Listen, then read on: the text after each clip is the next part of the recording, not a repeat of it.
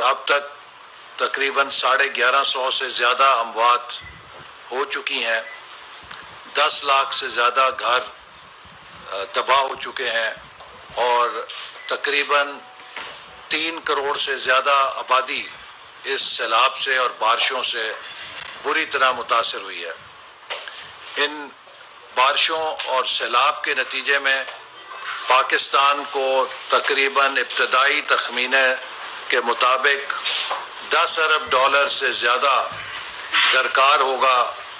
بحالی کے لیے، اور جو نقصان ہوا ہے وہ مختلف شعبوں میں اس کو پورا کرنے کے لیے ایک ہمیں بڑی سرمایہ درکار ہوگا، جسے ہم ابتدا میں اپنے وسائل سے انشاءاللہ تعالی کوشش کریں گے جس حد تک اس پر ہم عمل کر سکیں، اپنے بہنوں اور بھائیوں کی مدد کر سکیں، اسے کریں گے۔ وزیر اعظم شہباز شریف صاحب کی کمٹمنٹ ہے کہ ہم اپنے اخراجات میں کٹوتی کریں اور جتنے زیادہ سے زیادہ وسائل سیلاب زدگان کی مدد کے لیے ہم مہیا کر سکتے ہیں وہ مہیا کریں۔ ہم پاکستان کا جو ترقیاتی بجٹ ہے اس کا بھی جائزہ لے رہے ہیں، اس میں سے بھی جو سیونگ ہم کر سکتے ہیں، جو زیادہ سے زیادہ فنڈز فلڈ ریہیبلیٹیشن اور ریکنسٹرکشن میں ڈائیورٹ کر سکتے ہیں، انہیں ہم کریں گے۔ یہ ایک بہت بڑا چیلنج ہے جس کا مقابلہ پوری قوم نے مل کر کرنا ہے۔ اس میں سب پاکستانیوں نے، اور خاص طور پہ وہ ہمارے شہری جو سیلاب اور بارشوں سے محفوظ رہے ہیں، ان کا فرض ہے کہ ان اپنے بہنوں بھائیوں کی مدد کے لیے جو سیلاب اور بارشوں کا نشانہ بنے ہیں، ان کی مدد کرنے کے لیے دل کھول کر ان سرگرمیوں میں، امدادی سرگرمیوں میں، ریلیف آپریشنز میں اور بحالی کے عمل میں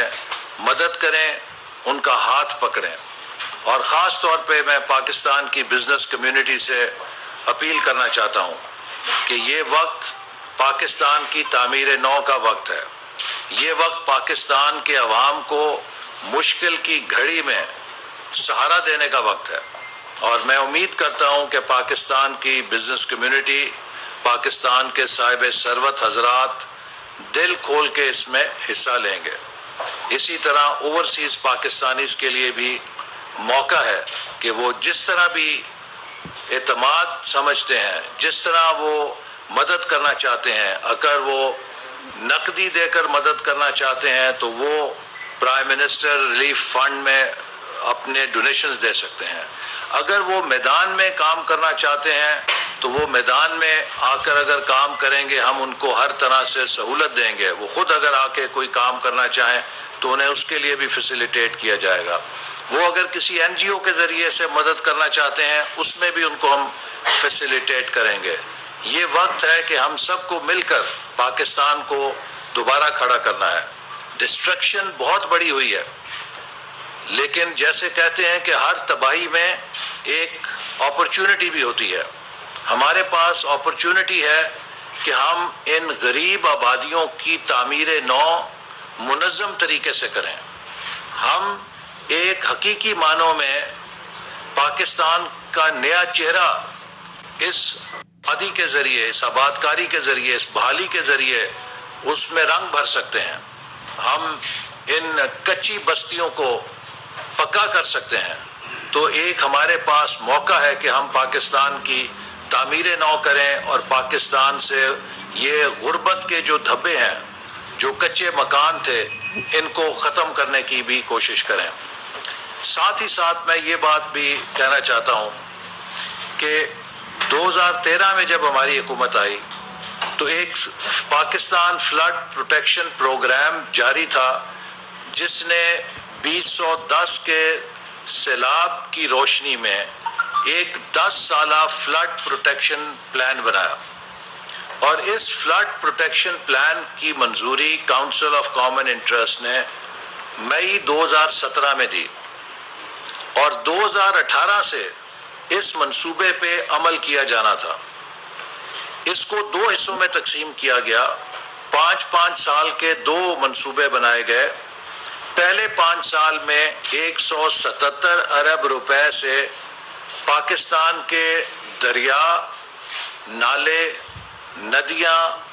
فلڈ پروٹیکشن سٹرکچرز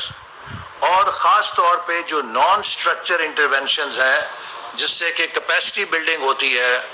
جس میں موسمیات کے محکمے کو بہتر کرنا تھا، اس میں کرائسس ڈیزاسٹر مینجمنٹ کو بہتر کرنا تھا، ایک بڑا کمپریہنسو جامع پلان تھا جس میں وفاق نے سالانہ طور پہ 17.5 ارب روپے کے قریب خرچ کرنے تھے۔ گزشتہ 4 سالوں میں اس فلڈ پروٹیکشن پروگرام پر 1 روپیہ خرچ نہیں کیا گیا۔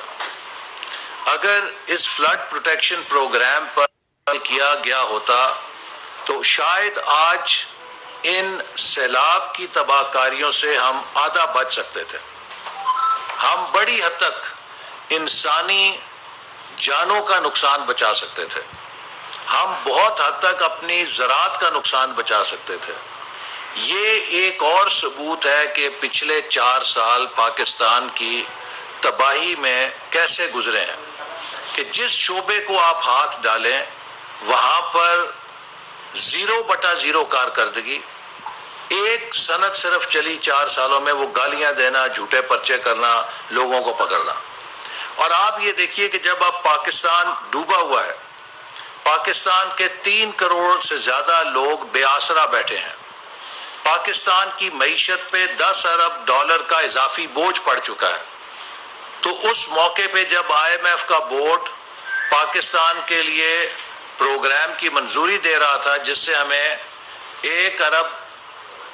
اور 17 کروڑ ڈالر ملنے تھے، PTI نے عمران خان صاحب کی شے کے اوپر شوکت ترین صاحب نے جو شرمناک کردار ادا کیا، اس کی جتنی بھی مذمت کی جائے کم ہے۔ آپ سوچئے کہ یہ لوگ، ان کی ذہنیت کیا ہے کہ ایک شخص کی انا کی آگ جو ہے وہ بجھ نہیں پا رہی، ایک شخص کو اپنے اقتدار کا اس قدر ہوس ہے کہ وہ پورے پاکستان کی معیشت کو اور 22 کروڑ عوام کو اپنی اس آگ میں جھونکنا چاہتا تھا۔ شوکت ترین صاحب نے، PTI نے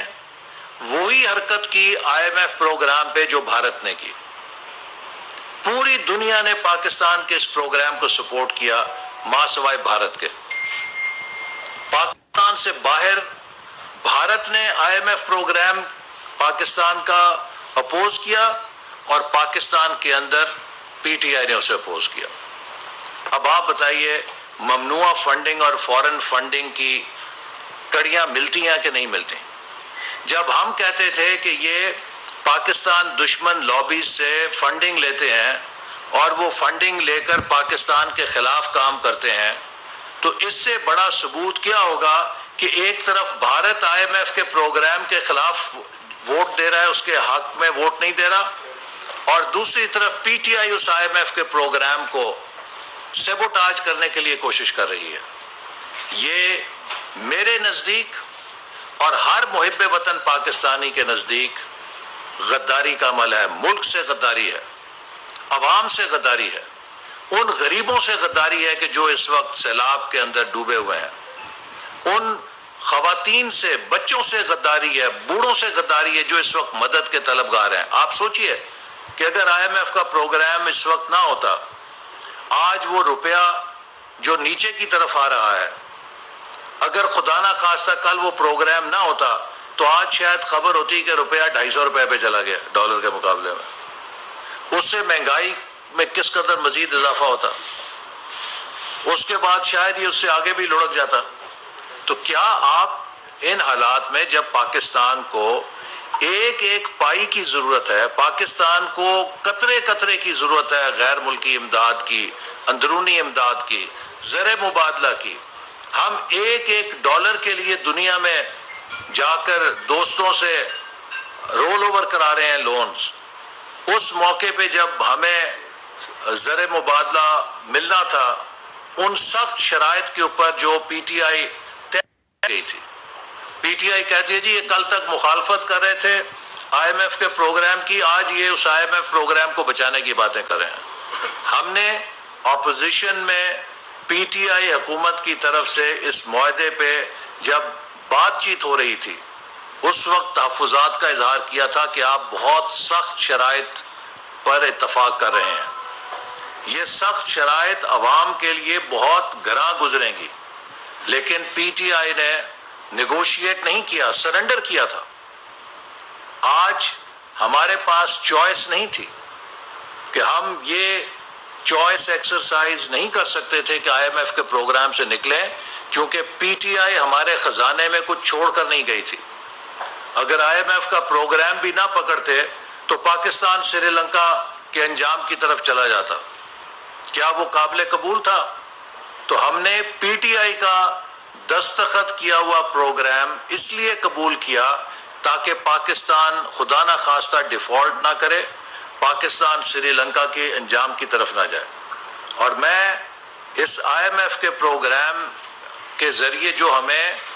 بریدر ملا ہے، یہ کوئی ہمارے لیے زیادہ خوشی کی بات نہیں ہے کہ ہم کیوں آئی ایم ایف پر بار بار جاتے ہیں. ہمیں یہ ایک سانس لینے کا موقع ملا ہے.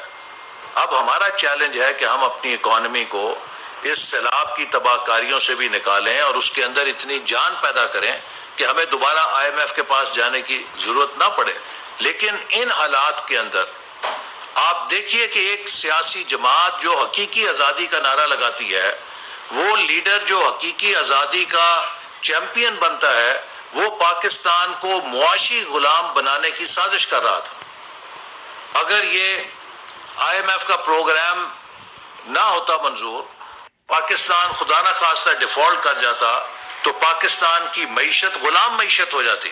کیونکہ پھر کریڈیٹرز نے ہمارے لیے بیل آؤٹ پیکج لکھنا تھا کہ ہم کن شرائط کے اوپر بیل آؤٹ حاصل کریں گے.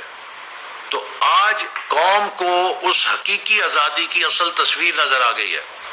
یہ دھوکہ ہے، یہ فریب ہے، یہ سراب ہے. اصل جنگ اپنی کرسی کی ہے، اصل جنگ اپنی انا کی ہے، اصل جنگ اپنی ایگو کی ہے، لیکن اس میں سزا 22 کروڑ عوام کو دی جا رہی ہے. اور میں سمجھتا ہوں کہ ہر محب وطن پاکستانی کو جو کسی بھی وجہ سے عمران خان کے پیچھے لگا تھا، اب وقت ہے کہ وہ اس اصلیت کو جانے کہ عمران خان کا ایجنڈا پاکستان نہیں ہے. عمران خان کا ایجنڈا اس کی اپنی ذات ہے، عمران خان کا ایجنڈا اس کی اپنی انا ہے، اور عمران خان کا ایجنڈا وہ فورن ممنوع فنڈنگ کے ڈونر ہیں کہ جو اس کی پیچھے سے ڈوریاں ہلاتے ہیں. عمران خان ایک مورا ہے جو فورن فنڈنگ کے ساتھ چلتا ہے، اور یہ پاکستان دشمن قوتوں کے ایجنڈے کو پاکستان میں پورا کرتا ہے، جس کا سب سے بڑا ثبوت یہ آئی ایم ایف کے پروگرام پہ بھارت اور عمران خان اور پی ٹی آئی کا ایک ہو جانا نظر آ گیا. اب اس کے بعد اگر کوئی نہ دیکھ سکے حقیقت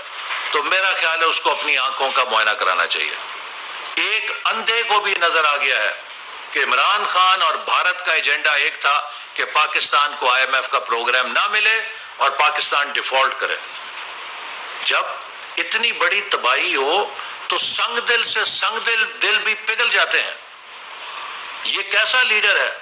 کہ جس کو ان غریب لوگوں کی، ان عوام کی تباہی، ان کی بربادی، ان کی مفلسی، ان کی بیچارگی پر بھی ترس نہیں آتا، اور یہ ان کے اوپر مزید مہنگائی توڑنے اور بربادی نازل کرنے کے لیے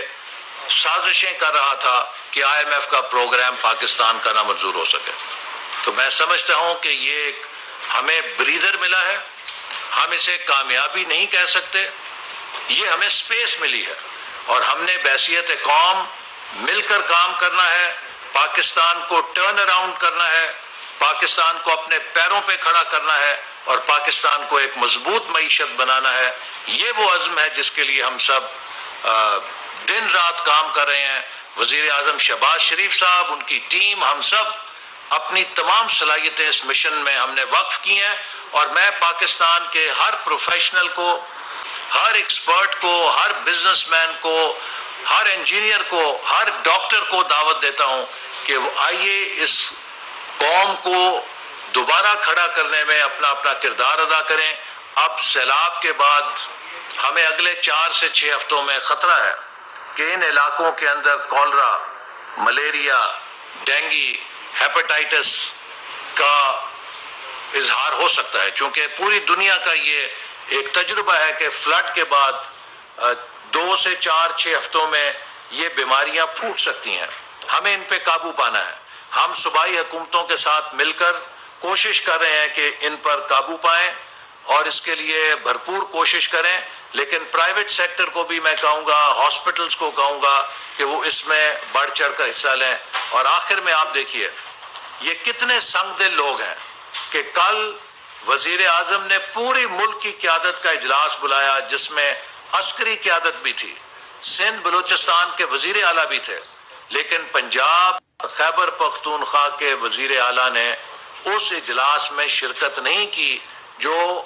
پاکستان میں اس سیلاب کی تباہی سے نکلنے کے لیے قومی لاہ عمل بنانے کے لیے بلایا گیا تھا۔ یعنی کہ یہ سیلاب کے اوپر بھی سیاست کر رہے ہیں۔ اس کا مجھے بڑا افسوس اور دکھ ہے کہ کچھ ایسے